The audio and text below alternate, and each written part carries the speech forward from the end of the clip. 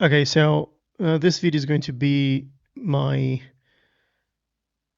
points on this RPG uh, tactical new game that is basically published by Slithering and developed by Sleepy Sentry and K Project.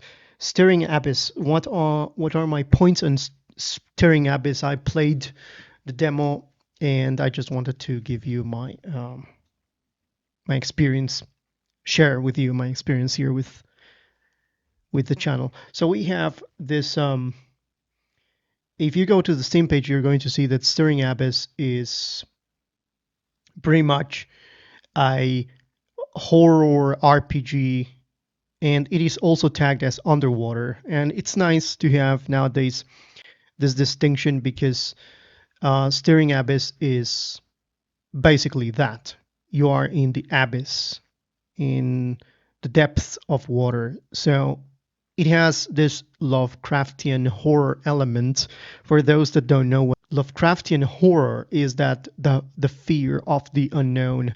We will never know what we can find in the dark side of the moon, what there is in the depths of the ocean, and the psychological horror that that thing can produce in the brain of humans, because we humans will not be able to understand such things. That's the whole thing here. So you are basically uh, in here going into the depths. That's pretty much the premise. And as you can see, you have this small divers that have this old school um, kind of a, I think it looks like a Russian outfit with the helmets and stuff. Yeah, so that's pretty much it. So you are in the USS Salem, and you are greeted with these colorful, very nice comic style art most of the time. And this is the first thing that I wanted to address, because the art style here is comic book, but in the style of old 80s comic books, 70s, 80s, something like that.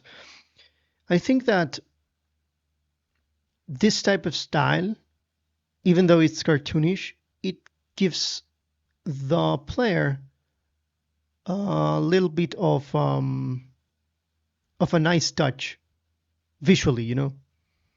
So I like that. I like the visual style first and foremost. I just wanted to point that out. So you are here in the depths, right? And you move in squares. You examine things, and everything is like in text. So you're going to be uh, the narrative is going to be appearing through text, and that way you're going to uncover stuff. You have a journal, and um, you can see a list of creatures as well. But it is very interesting because enemies are going to appear, and you're going to find different members, different crew members that were lost in in the depths. As you go, you will find, of course, your vessel, and you will have to go there and craft things, and you will have to take and repair basically the whole thing. So as you move, you will find, as I was saying, different stuff. You have the help of your vessel, and suddenly you're going to start finding different creatures. And these creatures, right now we're seeing one here, and it's listed as an unknown creature. But the thing is that these are going to be your enemies. So you go and you move, you discover and you move the fog of war, which is very very dark, pitch black, and the feeling that you have here when you are playing is very very very very nice, because I like the way they designed the whole thing, because you're on the depths, right? And you have your um your light in the head, your headlight, and you find these unknown creatures, and that's where you everything starts to get weird, because you will find that these creatures are like they have their own culture and stuff, but also you're going to start to panic, because the more you go in depth, the more strange things you're going to find. And this is another thing about the gameplay here. It has a lot of RPG elements that I really like, and also you can see down there the inventory as you move. Right now we're seeing those vents I wanted to talk about. I'm just going to pause here.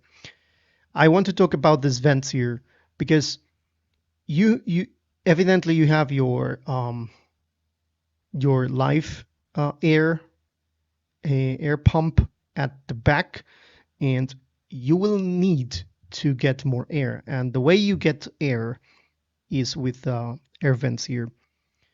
Those are, as far as I understand, the only way you can get more air. And if you don't manage your air supply, definitely you're going to die.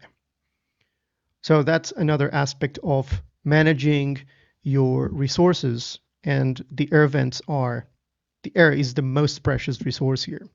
Air and light as well. You can use the sonar to understand where are the enemies and to see ahead and stuff like that. You can use the light of the whole vessel. So you are pretty much in the demo going to try to find all of the other members. The members will have also the attributes that are going to be useful in certain situations, and they are going to be treated like with skills and traits as per usual in a role playing game.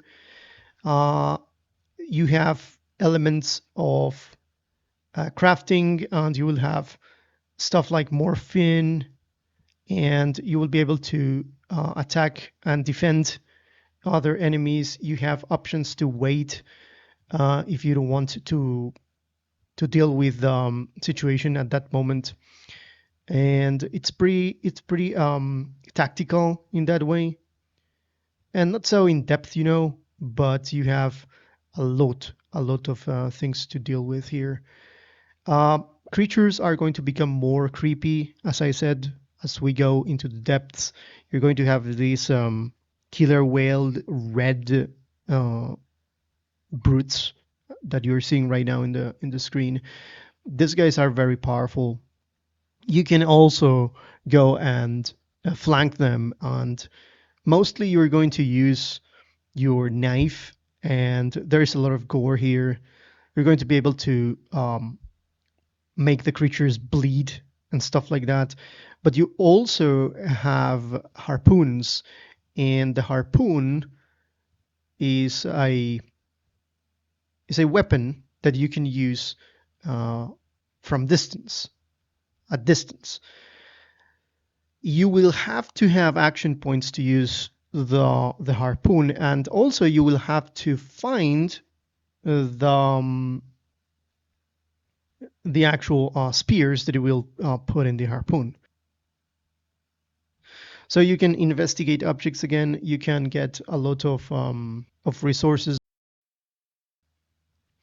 Okay, here we have the USS Salem, and this is the shipboard inventory. So you will have to flush, pump out the water and repair, as I was saying.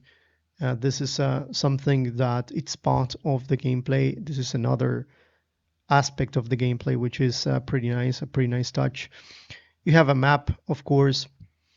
So yeah, again, returning to combat, combat it's pretty. You have the harpoon. I believe that you will have better weapons as you go, but the fact that you have this situation in which basically these creatures are going to have strange powers.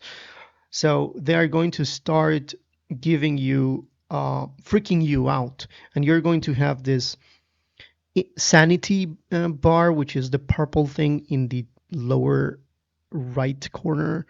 You can see that purple thing, that circle. This is going to contribute to your sanity, and you can start getting a little bit insane because you're seeing uh, unspeakable stuff, horrors in the depths that are going to drive you insane. And that's also part of the mechanics. All in all, I can say that, yeah, Stirring Abyss, that's exactly what you get with the title. You will go into the depths of the sea, try to survive, try to get your stuff, your resources to go away from the depths. And as you move into the depths, you perhaps are going to, perhaps you will never be able to go out because the depths are going to drive you mad. It has potential. It looks interesting, especially for those that will look for a sort of a tactical game, not much in depth, but a tactical game, in a game that is going to also give you an interesting narrative, and especially for those that like Lovecraftian horror, I think it looks nice. So my thoughts on this are very immersive, very cartoonish, interesting interesting mechanics with the insanity and stuff, interesting mechanics with the weird powers that you can find.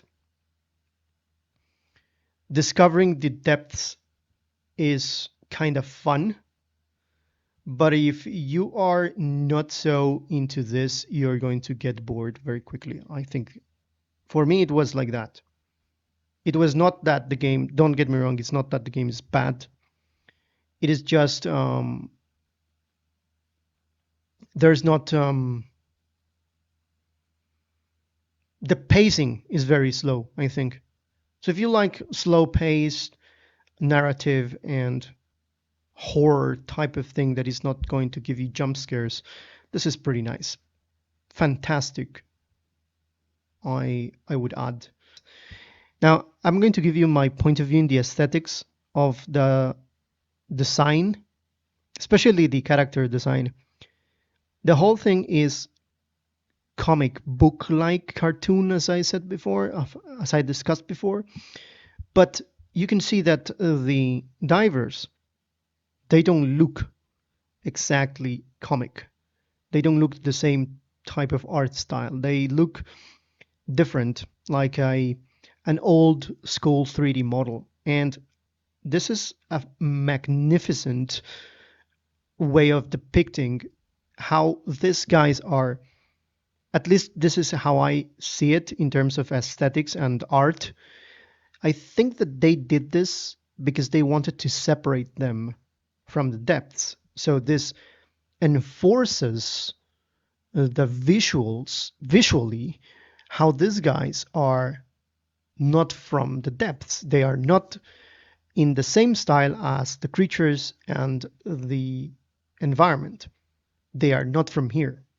And I love how they managed to do this just by this detail, this small detail, by separating the art style of the character from the environment and the enemies. My last thoughts about this are: go ahead and try it yourself if you like this type of horror stuff and you want to add a layer of tactical depth Not, again, not something that is going to be that crazy, but if you would like to get a little bit more of tactical depth in this, I think this is going to be good. You're going to have fun with this. If you are a strategy gamer or a war gamer, I think you want to have a little bit of a breath from the same stuff of World War II and tanks and stuff like that. I think this one is going to be on spot for you. So these were my points on Staring Abyss. Hopefully these points are going to help you to understand if this game could be something that you would like. That is foremost my objective with this video. So thank you for watching. See you in the next one.